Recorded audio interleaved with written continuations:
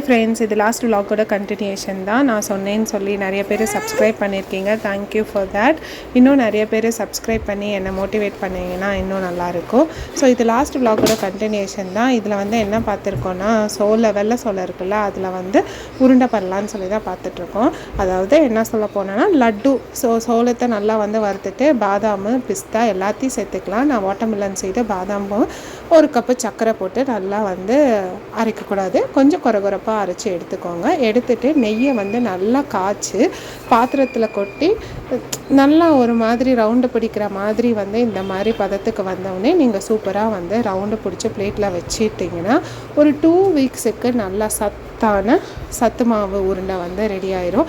So இது வந்து நீங்கள் உருண்டை பண்ணலனாலும் கீ ஆட் பண்ணாமல் அப்படியே டைட் பாக்ஸ் கண்டெய்னரில் போட்டு வச்சு குழந்தைங்களுக்கு பால்லே மிக்ஸ் பண்ணி கொடுத்தீங்கன்னா செம்மையாக இருக்கும். ஆனால் அட்டகாசமாக இருந்துச்சோ நீங்களும் ஒரு வாட்டி ட்ரை பண்ணி பாருங்கள்.